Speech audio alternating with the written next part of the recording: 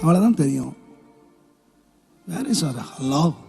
இன்றைக்கு வீட்டுக்குள்ள அன்பு இல்லைங்க, குடும்பத்துக்குள்ள இன்றைக்கு அன்பு இல்லைங்க, பிள்ளைகளுக்குள்ள அன்பு இல்லை. நமக்குன்னே வளர்றான். எனக்கு எனக்கு எனக்கு அப்படித்தான் வளர்றானே தவிர ஒரு லவ், ஒரு அன்பு, ஒரு பாசம், ஒரு நேசம், ஒருத்தரை ஒருத்தர் நேசிக்கிற. என்னை பொறுத்தவரை நான் தாழ்மையாக சொல்ல, எனக்கு 5 பிள்ளைங்களை கொடுத்துருக்காரு. அந்த 5 பேரும் சேர்ந்தா நான் அடிக்கிற லூட்டியை பார்த்தா நான் எழும்பி வெளியே போயிடுவேன்.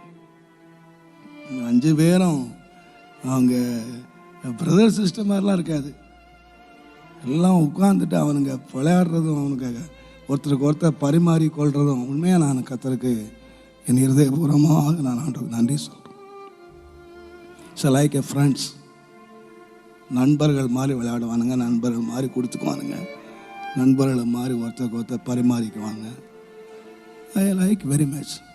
பிள்ளைகளை நான் கர்த்தர் அவங்களை ஆசீர்வதிக்கணும், கர்த்தர் அவங்களை என் காலத்துக்கு பின்பதாகவும் இதே சுபாவத்தில் அவங்க வளர்றதுக்கு ஆண்டவர் அவங்களை காப்பாற்றணும். நான் சொல்லுவேன், நம்ம ஜெபிக்கணுங்க. அதுக்காக நம்ம பிள்ளைங்க முதலாவது நம்ம வீட்டுக்குள்ள அக்கா தங்கச்சி இந்த பாசத்தில் வளரட்டும், இந்த நேசத்தில் வளரட்டும். இன்றைக்கி நிறைய வீடுகள் அது இல்லைங்க. பிசாசு இன்றைக்கி ரொம்ப நய வஞ்சகமாக இன்றைக்கி சொல்கிறாரு, சகோதர சிநேகத்தை பற்றி நான் உங்களுக்கு சொல்ல வேண்டியதில்லை. ஏன்னா ஆண்டவர் உங்களுக்கு ஒரு போதனையை கொடுத்துருக்காரு, உங்களை போதிச்சிருக்காரு. என்னன்னு கேட்டால், ஒருவரில் ஒருவர் அன்புள்ளவங்களா இருங்க.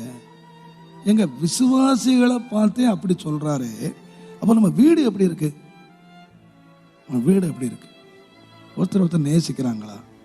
நம்ம பிள்ளைங்க ஒருவர் ஒரு நேசிக்கிறாங்களா? நம்ம வீடு ஒரு அன்புள்ள வீடாக இருக்குதா?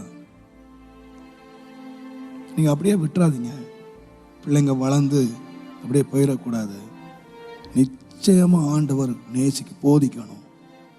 நிச்சயமா ஆண்டவர் போதிக்கணும்.